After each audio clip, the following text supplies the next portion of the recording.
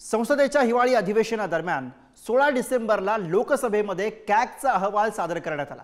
या अहवालामध्ये महाराष्ट्रातील रस्ते बांधकाम या कामातील दिरंगाईमुळे राष्ट्रीय महामार्ग प्राधिकरणाचे तब्बल 203 कोटींचं नुकसान झाल्याचा ठपका ठेवण्यात आला।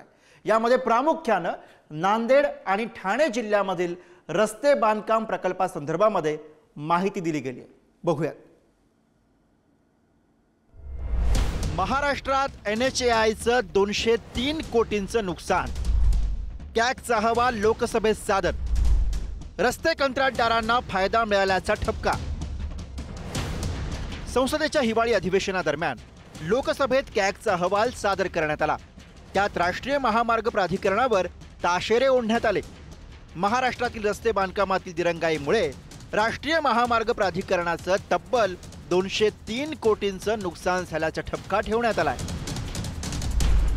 मार्च 2018 मध्ये राष्ट्रीय महामार्ग प्राधिकरणाकडून 4 राष्ट्रीय महामार्गांच्या रुंदीकरणाचं काम हे बांधा, वापरा आणि हस्तांतरित करा या तत्वावर कंत्राटदारांना दिलं गेलं।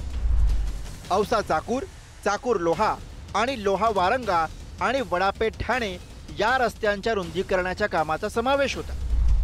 प्रकल्पाचा एकूण अंदाजित खर्च 4104 कोटी 70 लाख इतका होता। प्रकल्पांसाठी निवडण्यात आलेल्या कंत्राटदार कंपन्यांकडून 4 उपकंपन्या स्थापन करण्यात आल्या।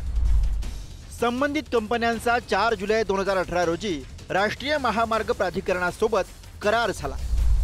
प्रकल्पांच्या पहिल्या टप्प्यासाठी 20% काम पूर्ण होणं अपेक्षित होतं। प्रत्यक्षात निश्चित केलेल्या तारखेला 0% काम झालं होतं।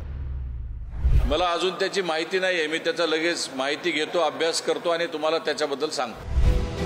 प्रामुख्याने नांदेड आणि ठाणे जिल्ह्यातील रस्ते बांधकाम प्रकल्पासंदर्भात या अहवालात माहिती देण्यात आली आहे। कंत्राटदारांकडून अपेक्षेपेक्षा अत्यल्प प्रमाणात नुकसान भरपाई वसूल झाल्यामुळे हे नुकसान झाल्याचंही नमूद करण्यात आलंय।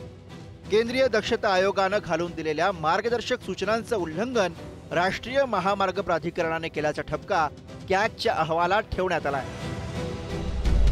प्रक्रियेमध्ये NHAIनं नियम वाकवल्याचा ठपका कॅगच्या अहवालात ठेवण्यात आलाय।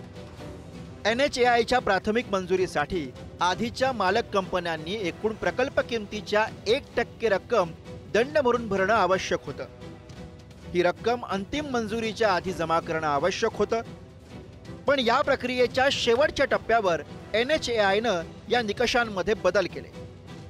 NHAIनं मालकी बदलाला प्राथमिक मंजुरी देईपर्यंतच्या निकषानुसार रक्कम तब्बल 252.31 कोटींच्या घरात जाते।